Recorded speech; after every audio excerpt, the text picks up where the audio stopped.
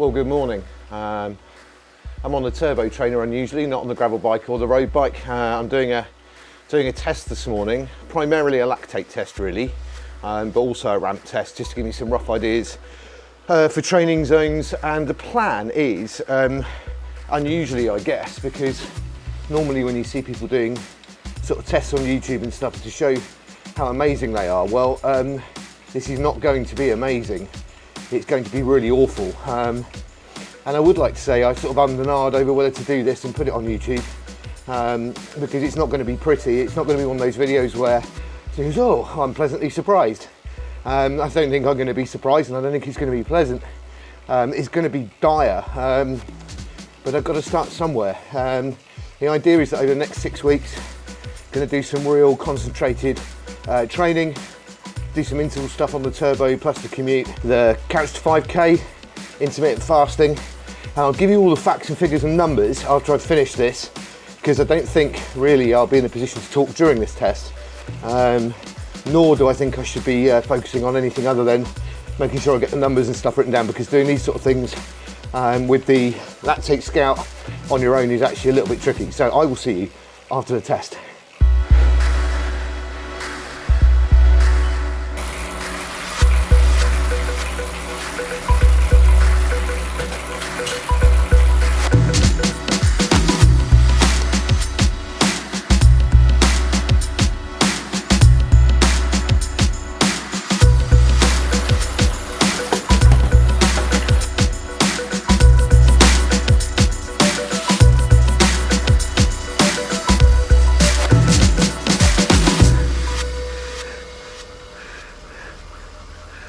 Right, that's all done, dusted, tidied up. Said there wouldn't be any pleasant surprises. It wasn't pleasant, and if anything, I was surprised at how much worse my numbers were than I thought they were going to be. In terms of the lactate test, I won't know until I put the numbers into a graph, but I can tell you now they're not good. I have got some other numbers from just normal physiological testing. I thought I'd do a bit of an MOT.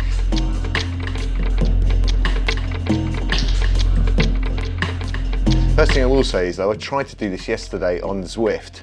I've now paused pending cancelling my membership. I'm so fed up with the faff of things trying to talk to each other that for the first time I actually just used my Garmin head unit to control the Wahoo. So much easier, that's the way forward for me. Right, so basic numbers. As of the 6th of the 2nd, 2023, so my fasted glucose levels are 5.6 millimoles, and that's on the borderline of pre-diabetics, too high. Not great, it's not harrowingly high, but it's also too high, so that's something to take a look at. Blood pressure was 123/83, again, right on the borderline of where I want it to be. I want it to be somewhat lower. Weight, 106.2 kilos.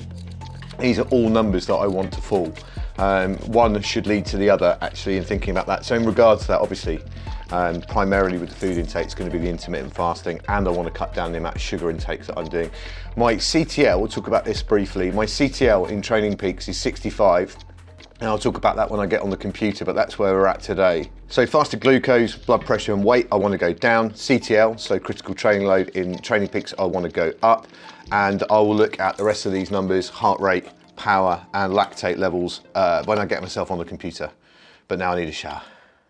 So folks, I'm back in the house where it's a lot warmer than it is out in the office. So 3 things that really interested me once I put the numbers into the computer. First of all is the fact that I was under the impression that it was all a bit of a disaster. It comes down to one thing and one thing alone. When I did this test last year at Bath University, video about all of that up here, I then repeated it a week later to see if my home testing, if you like, was very similar. Now what I did here was heart rate, watts and lactate. And what we did at Bath University was exactly the same as that, but they also did a reading to see where my fat max point was, which is why I went to the lab really. I then repeated the test back home to see if my protocol could match what they were doing, and it did. Almost to the number, which is fine. So here are my numbers from that. Now last year in March when I did this test, I was able to go a hell of a lot deeper, like 4 minutes at 325 watts deeper. And as a result of that, I was able to push my lactate over, I think up to 12 millimoles, right the way sky high. So this great curve and it went right the way up. Today, I just could not push myself that deep. I managed 4 minutes at 250 watts. which gives me like an FTP of like 180 watts or something. I write a work around that wattage, so I know that it just was one of those things. However, I'm not after an FTP number at the minute. I can always just do a simple 1 minute ramp test if I want to discover that. It wasn't my day for going as deep as I can. What I really wanted to know was my LT1 and my LT2, and that is where interesting thing number 2 comes in. I've got both bits of paperwork here from last year's test. So to be honest with you, looking at these numbers aren't much interesting on their own, other than the fact that we've got a good curve here. I took out the top numbers, by the way, of this to make it match what I did today.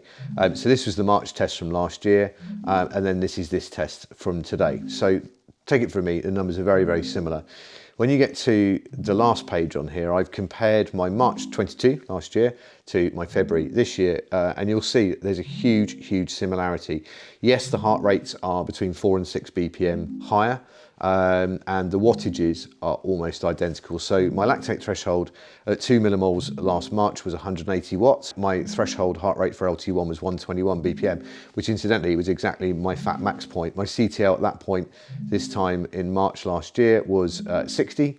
And then if we look at today, LT1, 2 millimoles, was 5 watts lower, and the heart rate was 5 watts higher. So, I mean, really, really similar, very, very close. And then when we get to LT2, almost identical, other than being 4 BPM higher, the watts are exactly the same, which means I'm almost exactly the same place fitness-wise as I was last year. Now that's from my blood lactate and from doing the ramp test.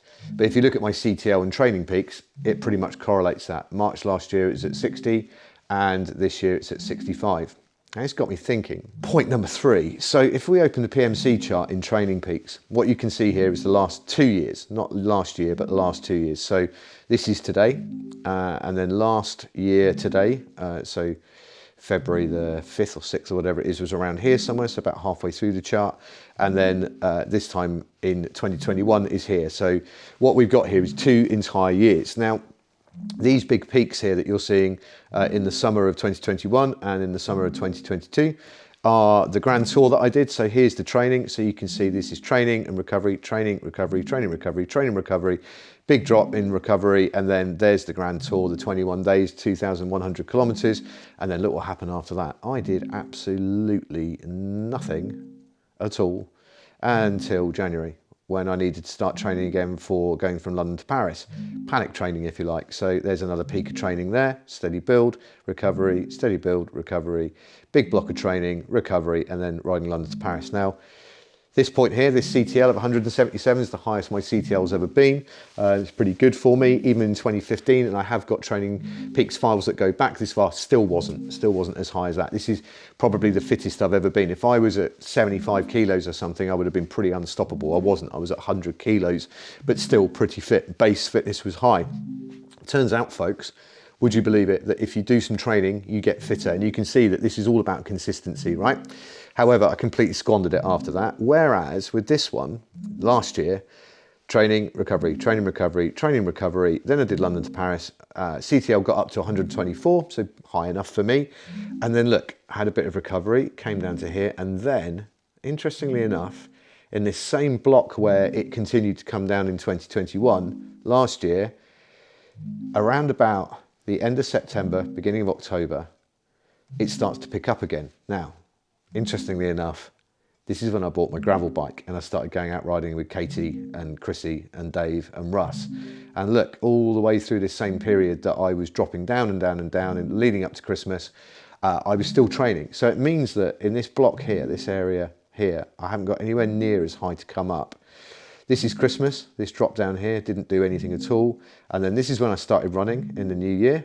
And then this is when I started commuting when it's rising up. And interestingly enough, if we have a look at today, my CTL is 65, and we go back to the same time last year, it's around the same, 64, 71, it's around that same point. So I'm pretty much as fit exactly as I was last year, and the lactate test from last year proves the same thing. Now, interestingly enough, again, if we go back to February the year before that, February 2021, my CTL is at 60. It would appear that at the beginning of February, my CTL is nearly always between 60 and 65. Be interesting to see if I can do something to keep that consistency after the summer block of whatever it is I do in this year, to see if I can keep those numbers up and maybe keep it a little bit higher so I'm not coming up from such a low end. But I thought those were interesting points. I absolutely thought that I had a really bad test because I couldn't push hard enough. However, turns out that LT1 and LT2 pretty much where they always are at this time of year. Secondly, exactly that. We've got LT1 and LT2 exactly where they've been consistently across. And that, very interestingly, despite whatever happens in between in the summer, whatever it is I do, it would appear that when it comes to February, my CTL was nearly always around 60, 65. And so I have 6 weeks, Mother's Day, Sunday. I'm going to do another lactate threshold test and see where we're at, and hopefully it will have improved somewhat. Now, I haven't got any numbers from last year to know, but essentially what happens is that curve that we have, LT1, LT2, that curve that we've got here, pretty much stays the same. It'd be great if it could elongate out a little bit, but actually what essentially happens is that moves up. So your LT1 point is at higher watts and your LT2 point is at higher watts. So if it's at 175 watts at the minute where it gets to LT1 at 2 millimoles, then hopefully we can get it up to 185, 190 watts, something like that. Essentially that point when the lactate threshold reaches a point where it starts to rise steadily up. Lactate threshold 2, when it gets over 4 millimoles, is the point when essentially you can't clear the hydrogen ions, which is what lactate indicates, quick enough for it to build and accumulate and essentially causes fatigue. There is, and I'll put a little link to a bit of research below, a very, very good correlation between LT2 and your FTP numbers. So that would indicate that my FTP is somewhere around about 230 watts. That'd be interesting. What I will do next weekend is I will do a ramp test.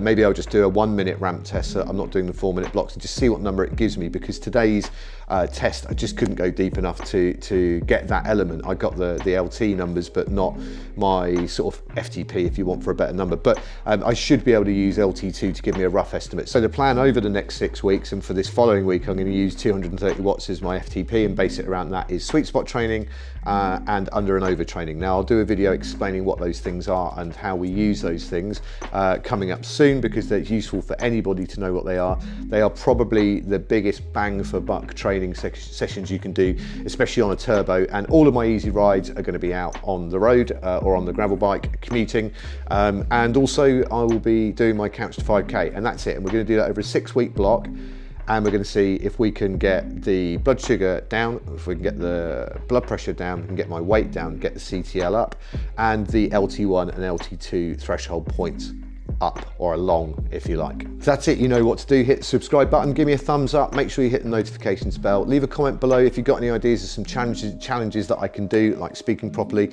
then leave a comment below. I have got some ideas of my own. I know I put a message out a little while ago with some challenges. I've actually taken those suggestions and I'm going to tweak them into some pretty weird and pretty insane ideas that I will endeavour to do over the spring and summer. In the meantime though, I will see you on the next video. Take good care of yourselves.